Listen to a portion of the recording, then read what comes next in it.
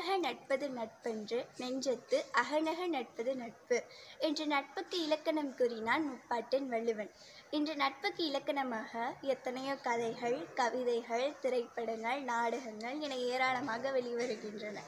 அதுபோல இராமாயண காலத்திலும் ராமனின் நட்பின் வலிமை வெளிப்பட்டதை இன்றைய கதைக்குள் கதையில் நாம் கேட்க உள்ளோம். ராமனுக்கு இளமை கால நண்பன் ஏழுமலை. ராமனோ அரசிலங்குமரன். ஏழுமலை பரம ஏழை.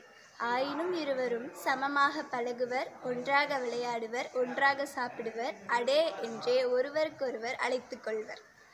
ராமன் கோசிகன் வேள்வியை காக்க சென்றது முதல் ஏழுமலை ராமனை சந்திக்க இயலாமல் போய்விட்டது. ராமனின் நட்பை இதயத்தில் மறக்காமல் கிராமத்தில் ஆடு மாடு மேய்த்து கொண்டிருந்தான். ராவணவதம் முடிந்த பிறகு ராமனுக்கு முடிசூட்டு விழா கோலாகலமாக நடந்து கொண்டிருந்தது. இந்த செய்தியை கேட்ட ஏழுமலை ராமனை காண ஓடோடி வந்தான். ராமனை கண்ட மகிழ்ச்சியில் டேய் ராமா என உரக்க கத்திவிட்டான். சக்கரவர்த்திக்கு எத்தகைய அவமதிப்பு! லக்ஷ்மணன் சினத்தினால் வாளில் கையை வைத்தான்.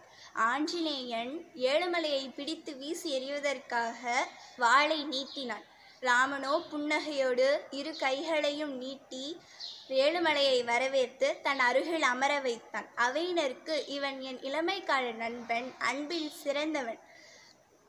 என் தந்தைதான் என்னை டேய் ராமா என்று அழைப்பார். இப்போது அப்படி அழைக்க அவர் இல்லை. இவன் டேய் ராமா என்று உரிமையுடன் அழைத்தமையால் அவர் இல்லாத குறையை தீர்த்து விட்டான் என்றான்.